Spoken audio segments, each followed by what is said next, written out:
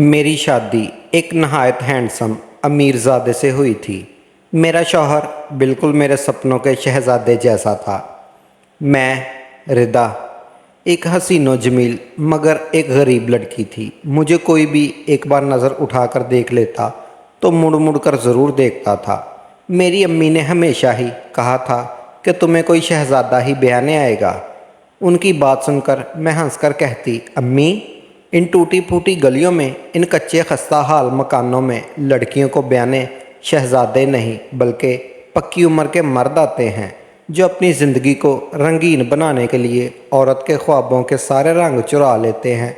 सारी हकीकत जानने के बावजूद भी कहीं ना कहीं कोई उम्मीद तो थी ही दिल में। तभी तो चुपके चुपके किसी राजकुमार का सपने देखने लगी थी। अल्लाह की करनी तो ये हुई कि रिश्ते करने वाली ना जाने कहाँ से शहजादा पकड़ लाई। रिश्ता लाया गया, बात पक्की हुई और मैं रुखसत होकर अपने शौहर के घर आ गई। मेरा शौहर हसीन भी था और अमीर भी। इन दो ही चीज़ों में मैंने हमेशा ख्वाहिश की थी। मुझे मालूम ही नहीं था कि खुशगवार ज़िंदगी गुजारने के लिए मर्द में एक तीसरी चीज़ भी होनी चाहिए, इतबार। लेकिन जब पता चला तब तक बहुत देर हो चुकी थी। मैं खूबसूरती की मूरत दुल्हन बनी बैठी थी। मैंने हमेशा अपने हुस्न पर बहुत मान किया था, मगर मैं नहीं जानती थी कि यही हुस्न मेरा इम्तिहान बन जाएगा। मेरा शौहर कमरे में दाखिल हुआ। वो पूरे कमरे के चक्कर काटता रहा। इसकी वजह मैं समझने से कासर थी। फिर वो मेरे पास आकर बैठ गया और बोला, रिदा, तुम तो बहुत हसीन हो। अपने शौहर की बात सुनकर मैं मुकम्मल तौर पर खुश भी ना हो पाई थी कि इसकी अगली बात सुनकर मेरे पैरों तले से ज़मीन खिसक गई। वो बोला, तुम जानती हो मुझे हसीन चेहरों से बहुत नफ़रत है। चलो उठो, मुंह धो कर आओ, मैं ये मेकअप उतारो अपने चेहरे से। मैं बाथरूम में जाकर बहुत रोई थी, इतना रोई थी कि आंखें सूज गई थी। जब मैं बाहर आई तो मेरा शौहर मेरा ही मुंतज़िर था।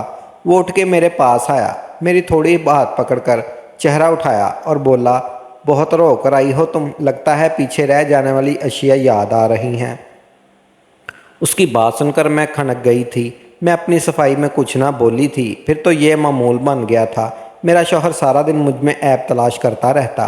वो जब ऑफिस जाता तो अहमर को खालाजाद कज़न सिदरा मेरे पीछे पड़ी रहती। अहमर ने मेरे सजने संवरने पर पाबंदी लगा दी थी, लेकिन मुझे सजने का बहुत शौक़ था। जैसे ही मेरा ऑफिस जाता मैं खूब तैयार होती। मेरी सास भी मेरे शौक़ पर मुस्कुरा देती, लेकिन सिदरा मुझे बड़ी अजीब सी नज़रों से देखती रहती। मैं भी उसको जलाने की खातर खूब शौक रंग पहनकर उसके सामने आती। एक दिन मामूल के मुताबिक तैयार होके अहमर ऑफिस से जल्दी लौट आया। मेरे तो ओसान ही ख़ता हो गए। मुझे यूं सजना सवरा देखकर अहमर तो जैसे पागल ही हो गया। उसने पूरे घर की तलाशी ली, किचन, बाथरूम, स्टोर रूम, यहाँ तक कि छत भी देख ली। फिर हमारे बेडरूम में घुसकर बेड के नीचे दरवाज़ों के पीछे कुछ तलाश कर रहा। मैंने तंग आकर पूछ ही लिया कि किस चीज़ को ढूंढ रहे हो। वो चलाकर बोला, तुम्हारे आशना को। उनकी बात सुनकर मैं दंग रह गई। मुझे तब समझ आई कि वो ऐसी बहकी बहकी हरकतें क्यों करते हैं। उन्हें तो शक की बीमारी थी। मैंने सिदरा की जानब देखा तो वो बड़े मज़े से मुस्कुरा रही थी। मैं जान गई थी कि सबके पीछे सिदरा का हाथ लाजमी है। मैंने रोकर उन्हें अपनी शराफत का यकीन दिलाया। वो मेरी एक ना सुनते। वो अक्सर मुझे यही कहते थे कि तुम तो इतनी हसीन हो, ना जाने कितनों को पीछे लगाया हुआ है। यानी मेरा हुस्न ही मेरी सज़ा था। अगर मैं एक आम औरत सी लड़की होती तो शायद अहमर मुझ पर शक ना करते। अहमर ने मेरे लंबे नाखून कटवा दिए, मुझे सिर्फ 2 रंग कपड़े पहनने की इजाज़त देता, सफ़ेद और स्याह। मेरे बनने संवरने से लेकर ढंग के कपड़े पहनने ओढ़ने तक पाबंदी लग चुकी थी। मैं चुपके चुपके से रोती थी। अम्मी के घर पुराना मोहल्ला सब याद आता था, लेकिन मैं भी कसम खा रखी थी कि अपने शौहर को अपनी बेगुनाही का यकीन दिलाकर ही रहूँगी। मैंने खुद को अहमर के रंग में डाल लिया था। हमारी शादी के बाद इतने अजीब वाक़यात हुए थे कि हम एक दूसरे को समझ ही ना सके। मुझे अहमर की रूटीन के बारे में कुछ भी मालूम नहीं था। वो किधर जाता, कहाँ रहता, 2-2 दिन घर क्यों नहीं आता और फिर अचानक से आकर मुझ पर हमला कर देता।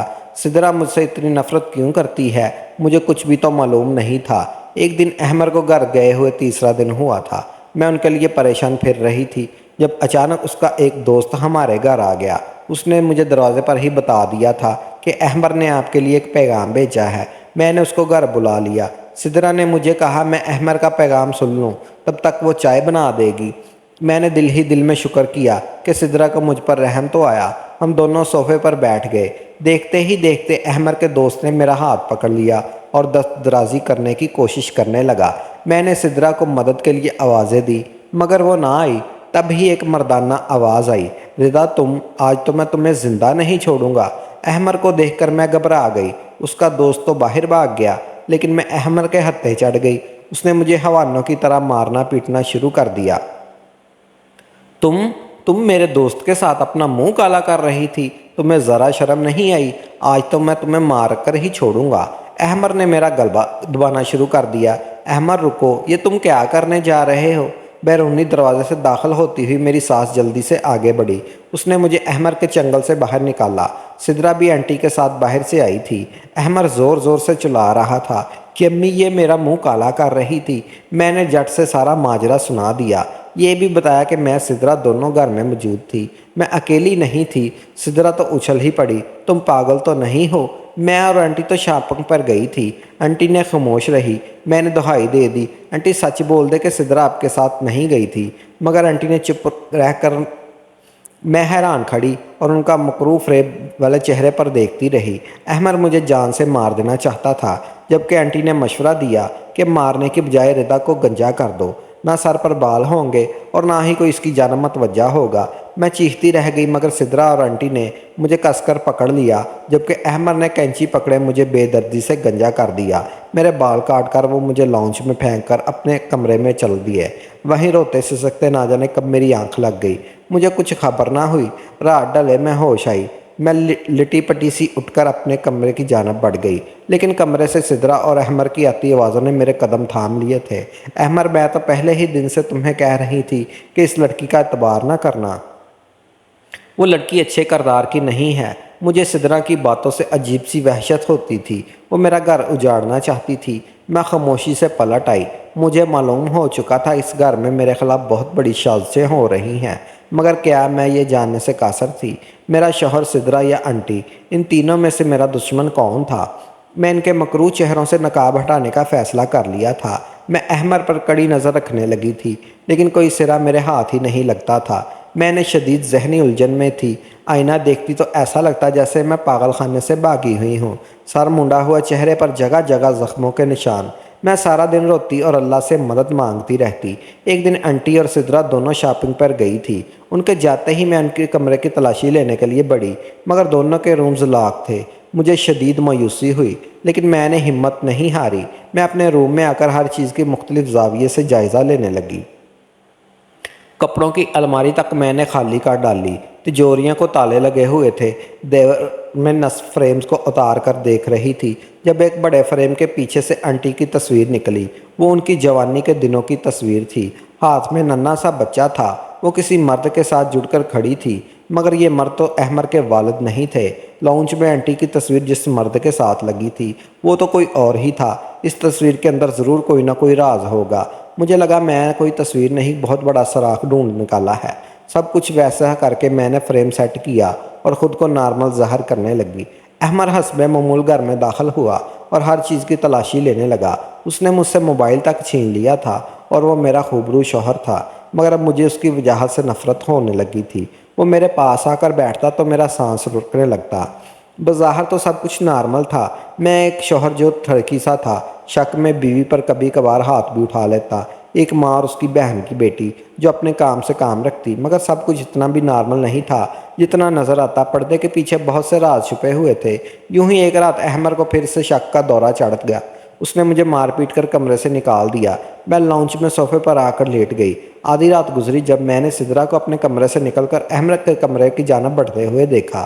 اس رات مجھ پر یہ انکشاف ہوا تھا کہ سدرا میری اور احمر کی لڑائی کے بعد اس کے نزدیک ہونے کی کوشش کرتی ہے، لیکن وہ سدرا سے زیادہ کھل کر بات نہیں کرتا تھا۔ سدرا کے جاتے ہی میں بھی دروازے سے چپک کر کھڑی ہو گئی۔ اندر سے احمر اور سدرا کی آوازیں آ رہی تھی۔ احمر، اس کو ردا کب کو ٹھکانے لگا دو، طلاق دے دو، اس کو جان چھڑوا لو۔ اس بد کردار لڑکی سے سدرا تم نہیں جانتی، میرے لیے یہ سب اتنا آسان نہیں ہے۔ میں ردا کو ایسے نہیں چھوڑ سکتا، وہ بد کردار ہے، ماننے کو میرا دل نہیں مانتا۔ احمر کا جواب سن کر میری آنکھوں میں نمی اتر آئی۔ ہو نہ ہو بس زندگی بسر کرنے میں ایک بے وفا لڑکی کے ساتھ، تاکہ تمہارا قصہ پھر سے دہرایا جائے۔ ایک نئے احمر کو جنم دیا جائے۔ سدرا کا لہجہ زہر میں ڈوبا ہوا تھا۔ مجھے نفرت ہے دنیا کی ہر عورت سے، نکل جاؤ میرے کمرے سے، نہیں تو میں کچھ غلط کر بیٹھوں گا۔ احمر کی آواز میں جنون ہی جنون تھا۔ سدرا کمرے سے باہر آئی تو میں دروازے کی اوٹ میں چھپ گئی۔ کمرے سے چیزوں کے ٹوٹنے کی آوازیں آنے لگی۔ میں اس کمرے کے جانا مناسب نہیں سمجھا۔ احمر کی جنونی آوازیں مجھے بے چین کر رہی تھی۔ مجھ سے مزید کھڑا نہیں ہوا گیا۔ میں آنٹی کے کمرے کی جانب بڑھ گئی۔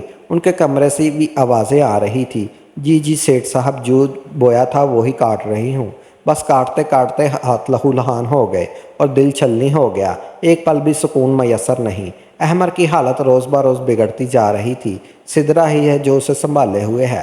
مجھے تو لگتا ہے اگر سدرا یہاں میرے پاس نہ ہوتی تو اب تک احمر میرے خون سے اپنے ہاتھ رنگ چکا ہوتا۔ آنٹی کی باتیں سن کر میں شدید خوف میں مبتلا ہو گئی تھی۔ میں جلدی سے صوفے پر ڈائسی گئی۔ اگلی صبح حویلی میں عجیب و غریب سرگرمیاں ہوتی رہی۔ میں ڈری سہمی ایک چیز کو غور سے پرکھ رہی تھی۔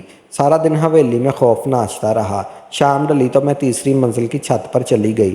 یہاں میں پہلے بھی کئی بار آئی تھی، لیکن آج مجھے مختلف زاویے سے ہر چیز کا جائزہ لینا تھا۔ تبھی سے کسی چیخنے چلانے کی آوازیں آنے لگیں اور آواز نیچے لاؤنج سے آ رہی تھی۔ وہ احمر ہی تھا۔ چلو شکر ہے میں ادھر تھی، ورنہ آج پھر میری درگت بنتی۔ اب تو آنٹی کے بھی چیخنے کی آواز آنے لگی۔ میں جلدی سے نیچے آئی، لیکن سب کچھ نارمل ہو چکا تھا۔ میں روم میں آ کر بیٹھ گئی۔ مجھے شدید رونا آ رہا تھا، لیکن احمر کی موجودگی میں نہ رو سکی۔ وہ بڑے مزے سے ٹی وی دیکھ رہا تھا۔ احمر کا موبائل بجا۔ وہ کال پر کسی کے ساتھ بات کر رہا تھا۔ احمر بڑا پریشان باہر کی جانب بھاگا۔ میں نے کھڑکی سے اس کی گاڑی میں بیٹھ کر گھر سے جاتے ہوئے دیکھا۔ میں نے جلدی سے الماری کھولی۔ سیف لاک نہیں تھا۔ سب سے پہلے جس چیز میری نظر پڑی وہ احمر کا شناختی کارڈ تھا۔ مگر یہ کیا! شناختی کارڈ احمر کا تھا، شکل بھی اس کی تھی، مگر وہاں درج نام ذیشان حبیب تھا۔ یعنی احمر نے اپنا اصلی نام بھی سب سے چھپا کر رکھا تھا۔ وہ ایسا کیوں کر رہا تھا میں نہیں جانتی تھی۔ احمر کا سیف پیسوں سے بھرا پڑا تھا۔ اس کے علاوہ مجھے اور کوئی سراغ نہ ملا۔ میں اتنا تو جان گئی کہ احمر، سدرا اور آنٹی فراڈ ہے، لیکن ان کی حقیقت مجھ سے اب تک چھپی ہوئی تھی۔ ان سب کے سامنے لا کر مسکین تھی، جس سے ان کو خطرہ نہیں تھا، مگر وہ نہیں جانتے تھے کہ اصل خطرہ ہی میں ہوں۔ میں نے ان کو بے نقاب کرنے کے لیے ہر حد سے گزرنے کا فیصلہ کیا۔ مجھے اپنی جان کی پرواہ نہ تھی۔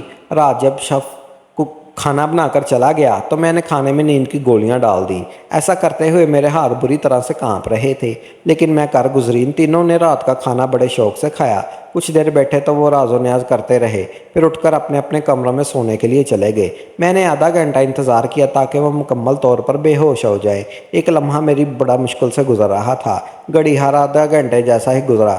میں سب سے پہلے سدرا کے کمرے کی جانب بڑھی۔ وہ بے سدھ سو رہی تھی۔ میں نے اس کے کمرے کا جائزہ لینا شروع کر دیا۔ ایک ایک چیز الٹ پلٹ کر دیکھ رہی تھی۔ ایسا کرتے ہوئے میرے ہاتھ زور زور سے کانپ رہے تھے۔ میں نے سدرا کی الماری کھولی، کپڑے بکھرے پڑے تھے۔ میں نے سیف کھولا۔ سیف میں میری تصویریں تھیں۔ میں وہ تصویر دیکھ کر حیران رہ گئی۔ ایک تصویر میں میرے ساتھ ایک لڑکا کھڑا تھا، وہ لڑکا جو میں نے کبھی زندگی میں بھی نہیں دیکھا تھا۔ کبھی میں اس کو آئس کریم کھلا رہی تھی تو کبھی ڈنر کر رہے تھے شاپنگ کرتے ہوئے۔ میرے ساتھ وہ لباس بھی پسند کر رہا تھا۔ میں تو لرز ہی گئی تھی۔ یہ میں تھی کہ وہ لڑکا؟ بے بسی ہی بے بسی تھی۔ آنکھوں میں ابھرنے والے آنسو پی کر میں اپنے مشن میں لگ چکی تھی۔ پھر اس لڑکے کے علاوہ بہت سی لڑکوں کے ساتھ میری تصویریں سدرا کے سیف میں پڑی تھی، مگر کیوں؟ اب مجھ پر افشا ہو نہیں سکا۔ سدرا کے کمرے کی چیزیں سیٹ کر کے میں آنٹی کے کمرے میں داخل ہو چکی تھی۔ آنٹی کی سیف سے بہت سی عجیب و غریب معلومات تھی۔ ایک ڈائری تھی جس پر بچے کی لکھائی میں لکھا گیا تھا، مجھے اپنی ماں سے نفرت ہے۔ دوسرے صفحے پر لکھا گیا تھا، مجھے میرے بابا بہت یاد آتے ہیں، نئے ڈیڈ بہت برے ہیں۔ آگے آگے راز کھل رہے تھے۔ مجھے عورتوں سے نفرت ہے، عورتیں بے وفا ہوتی ہیں، میری ماں نے میرے بابا سے چیٹ کیا ہے، سب کچھ صاف صاف درج تھا۔ میں ابھی ڈائری اور بھی معلومات سمیٹ رہی تھی کہ اچانک کسی نے پیچھے سے میرا کندھا ہلایا۔ میری ریڑھ کی ہڈی میں سنسنی دوڑ گئی۔ مجھ میں اتنی ہمت نہیں تھی کہ میں پیچھے دیکھ سکوں۔ میں پتھر کا بت بن کر رہ گئی۔ دو ہاتھ آگے بڑھے اور وہ زمین پر بکھرے ہوئے کاغذات کو جلدی جلدی سمیٹنے لگی۔ وہ ہاتھ کسی اور کے نہیں، احمر کے تھے۔ ان کاغذات کو سیف میں رکھ کر وہ مجھے بازو سے کھینچتا ہوا باہر لے گیا۔ روم کا دروازہ بند کر کے اس نے پھر سے میرا ہاتھ پکڑا اور مجھے اپنے کمرے میں لے گیا۔ میری حالت بلی کے شکنجے میں پھنسے ہوئے کبوتر کی سی تھی۔ وہ میری حالت سے محفوظ ہو رہا تھا۔ ردا، میں بریانی شوق سے نہیں کھاتا۔ لگتا ہے تم نے ساری نیند کی گولیاں بریانی میں ڈال دی تھی، ایک دو گولی قیمے میں بھی ڈال دینی تھی۔ وہ کہہ کے مار کر کہہ رہا تھا۔ میں تو کب سے تمہارا انتظار کر رہا تھا کہ تم کمرے میں آؤ، میں تم سے کچھ کہوں، کچھ تمہاری سنوں، مگر تم تو آج انوکھا کام ہی کر گئی ہو۔ تمہیں یہ سب نہیں کرنا چاہیے تھا۔ وہ عجیب عجیب باتیں کرتا چلا جا رہا تھا۔ میں شدید گھبرائی ہوئی تھی۔ اس نے مجھے ایک کرسی پر رسی کے ساتھ باندھ دیا اور خود سونے چلا گیا۔ مجھے یقین ہے تم یہ رسیاں کھول نہیں پاؤ گی، تم مجھے چھوڑ کر نہیں بھاگو گی۔ میرے سر میں درد، مجھے سونا ہے۔ اس کی بات سن کر میں ساری رات روتی رہی، اللہ سے مدد کی فریادیں کرتی رہی۔ مجھے نہیں معلوم تھا کہ کل کیا ہوگا۔ دعا کرتے کرتے نہ جانے کب میری آنکھ لگ گئی۔ آنکھ تب کھلی جب مجھ پر کسی نے ڈنڈا پانی ڈالا تھا۔ میرے سامنے سدرا شیرنی بنی کھڑی تھی۔ تمہاری ہمت کیسی ہوئی مجھے نیند کی گولیاں دینے کی؟ وہ میرے منہ پر تھپڑ مار کر چلاتی رہی۔ پھر جب وہ سائڈ پر ہوئی تو آنٹی آگے بڑھی۔ جی بیٹے، کیا کیا معلومات حاصل کر لی آپ نے؟ وہ اپنی فریبی لہجے میں بولی۔ وہی ہوا جو تم سب کی حقیقت ہے۔ تم سب میرے دشمن ہو، دھوکے باز ہو۔ میں چیخ رہی تھی، آرام سے، زیادہ چلاؤ نہیں۔ کرسی پر بندی بیٹھی ہو، کچھ تو ترس کھاؤ خود پر۔ آنٹی بولتی ہی جا رہی تھی۔ دیکھو، اس ڈائری سے تمہیں کتنا سچ معلوم ہو گیا ہے۔ میں تمہیں سب تفصیل سے بتاتی ہوں، غور سے سننا، لیکن پہلے اس کے ہاتھ کھولو، اسے آزاد کرو۔ انہوں نے احمر کی طرف اشارہ کیا۔ احمر نے میرے ہاتھوں سے رسیاں کھول دی۔ آنٹی آگے چلنے لگی اور مجھے اپنے پیچھے آنے کا اشارہ کیا۔ میں بھی ان کے پیچھے پیچھے چلتی ان کے بیڈ روم میں داخل ہو چکی تھی۔ صوفے پر بیٹھ کر انہوں نے مجھے بیٹھنے کا اشارہ کیا۔ میں بھی بیٹھ گئی اور بلا تحمید شروع ہو چکی تھی۔ ردا بیٹے، مجھے معلوم ہے تم مجھ سے نفرت کرتی ہو۔ تمہیں لگتا ہے کہ میں چاہتی ہوں احمر تمہیں مارے پیٹے، مگر ایسا نہیں ہے۔ مجھے تم بہت عزیز ہو، بالکل اپنے بچوں جیسی لگتی ہو۔ وہ بولتی ہی جا رہی تھی اور میں خاموشی سے سنتی رہی۔ احمر کو عورتوں سے نفرت اپنی ماں کی وجہ سے ہوئی، یعنی میری وجہ سے۔ میں نے احمر کے باپ کو دھوکہ دیا تھا۔ میں ان کی بات سن کر حیران رہ گئی۔ میری اور حبیب یعنی احمر کے باپ کی محبت کی شادی تھی۔ احمر کی پیدائش کے بعد میں نے حبیب کے دوست کے ساتھ راہ رسم بڑھا لیے اور میں اتنا گر گئی کہ ہم روز ملنے لگے۔ میں نے 6 سال حبیب کو دھوکہ دیا۔ مرد بے وفائی کو بو سونگھ ہی لیتا ہے۔ حبیب کو بھی مجھ پر شک ہو گیا تھا، مگر کوئی سر اس کے ہاتھ نہیں لگ سکا۔ 6 سال کے بے وفائی کے بعد میں تھک گئی تھی۔ میں نے احمر کی انگلی تھامی اور اسے لے کر گھر سے بھاگ کر سیدھا اس کے دوست کے گھر آ گئی۔ میں یہاں سال بھر رہی، پھر ایک دن ہمت کر کے کھلا کر نوٹس حبیب کو بھیج دیے۔ 3 دن بعد طلاق کے کاغذات کے ساتھ ایک خط بھی آیا تھا۔ اس پر لکھا تھا کہ میں تمہیں طلاق نہیں دیتا، مگر تم یہ یوں حرام اور گناہ کی زندگی گزار رہی ہو، یہ مجھے گوارا نہیں۔ اب جس کے ساتھ بھاگی ہو شادی بھی کر لینا۔ میں نے عدت پوری کی اور شادی کر لی۔ نہ جانے وہ خط کیسے احمر کے ہاتھ لگ گیا تھا۔ اس نے وہ خط پڑھ لیا۔ باپ کے الفاظ اس کے ذہن میں پوست ہو گئے۔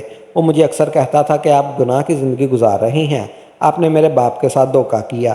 جیسے جیسے وہ بڑا ہوتا گیا اس کا جنون بڑھتا چلا گیا۔ وہ میری شکل بھی دیکھنا نہیں چاہتا تھا۔ ڈاکٹر نے بتایا کہ یہ کسی کی جان بھی لے سکتا ہے، اس لیے میں نے اس کے ستیلے باپ یعنی سیٹھ صاحب کو لندن بھیج دیا تھا۔ احمر کا اصلی نام تو یشان حبیب تھا، مگر اس نے اپنا نام بھی بدل لیا۔ کہنے لگا اس نام سے تو میرا باپ پکارتا ہے۔ آنٹی بتاتی جا رہی تھی اور روتی جا رہی تھی۔ میرے بھی خاموش آنسو بہہ رہے تھے۔ اس کی بگڑتی حالت کے پیش نظر میں سدرا کو یہاں لے آئی۔ سدرا اور احمر کی خوب دوستی تھی۔ اگر سدرا نہ ہوتی تو میرا اب تک زندہ نہ ہوتی۔ اور جہاں تک بات ہے تمہارے سر منوانے کی، وہ میں نے تمہاری جان بچانے کے لیے یہ سب کیا تھا، نہیں تو احمر تمہیں جان سے مار دیتا۔ میں جانتی ہوں اپنے احمر کو۔ آنٹی خاموش ہوئی تو میں بولی، اور وہ جو میری نکلی تصویر بنائی گئی تھی طرح طرح کے لڑکوں کے ساتھ۔ وہ آنٹی میری بات سن کر حیران رہ گئی۔ کون سی تصاویر؟ وہی جو سدرا کے سیف میں پڑی ہیں۔ میں نے غصے سے کہا، ایسی تو کوئی تصویر ہی نہیں ہے۔ مجھے معلوم ہو چکا تھا کہ یہ سدرا ہی کی چال ہے۔ آنٹی نے سدرا کو بلا کر پوچھا تو وہ صاف مکر گئی تھی۔ سب کچھ واضح ہو چکا تھا۔ یہ سب کیا درا سدرا کا ہی تھا، لیکن آنٹی کی آنکھوں پر اس کی محبت کی پٹی بندھی ہوئی تھی۔ جہاں تک تمہاری بات ہے تو تمہاری شادی اس لیے احمر سے کی گئی تھی کیونکہ تم بہت معصوم اور حسین تھی۔ مجھے لگا تھا کہ احمر تمہیں پا کر خوش ہو جائے گا، مگر حالات مزید بگڑ گئے۔ پتہ نہیں ایسا کیوں ہوا۔ آنٹی سب کچھ بتا کر صوفے کے اٹھ کر باہر نکل گئی تھی۔ مجھے احمر پر بڑا پیار آیا تھا اور تو اس پر بے قصور بھی تھا۔ اب سب کچھ میری آنکھوں کے سامنے تھا۔ بس اب سب احمر اور آنٹی کو دیکھنا چاہتی تھی۔ سارا دن سب اپنے اپنے کمروں میں خاموش بیٹھے تھے۔ میں لان میں بیٹھی رہی۔ رات سب کھانا کھا کر اپنے کمروں میں چل دیے۔ میں صوفے پر لیٹ گئی۔ مجھے یقین تھا کہ آج سدرا پھر احمر کے پاس جائے گی، لیکن وہ نہیں گئی۔ یوں ہی رات میں رات لانچ صوفے پر گزار دی۔ آخرکار چوتھی رات میں نے سدرا کو احمر کے کمرے کی جانب جاتے دیکھا۔ میں خاموشی سے اٹھی اور آنٹی کے کمرے کی جانب بڑھ گئی۔ آنٹی کو میں نے اپنے ساتھ چلنے کو کہا، وہ حیرانی سے میرے ساتھ چل پڑی۔ میں نے انہیں خاموش رہنے کو کہا۔ میں نے انہیں بیڈ روم کے پاس لے گئی۔ میں نہیں جانتی تھی کہ سدرا آنٹی کے خلاف آج کچھ بولے گی یا نہیں۔ سدرا احمر کے ساتھ محگوب تھی۔ احمر، میری بات کا یقین کرو، خالہ نے اپنی جیسی ہی بد کردار لڑکی تمہارے لیے چنی ہے تاکہ تم ساری زندگی اس کا دھیان کرتے گزار دو اور وہ اپنے شوہر کے پاس جا کر ہنسی خوشی زندگی بسر کرنے لگے۔ وہ میری خالہ ہیں، اچھی طرح ان کی نیت کو جانتی ہوں۔ تم اسے طلاق دے کر مجھ سے شادی کر لو، ہم دونوں مل کر خالہ سے تمہارا بدلہ لیں گے اور وہ تصاویر جو میں تمہیں اکثر لا کر دیتی ہوں، کیا یہ ثبوت کم ہے؟ میں نے آنٹی کی طرف دیکھا، وہ رو رہی تھی۔ مجھے نہیں معلوم تھا کہ ڈائن تو سدرا ہے۔ ہم دونوں کچھ بھی کہے بغیر پلٹ گئے۔ صبح جیسے ہی احمر آفس گئے، آنٹی نے سدرا کو اپنے پاس بلایا۔ وہ ہمیشہ کی طرح آنٹی سے چپک رہی تھی، خالہ خالہ کر رہی تھی۔ آنٹی نے اس کے منہ پر زوردار تماچا مارا۔ وہ حیران تھی۔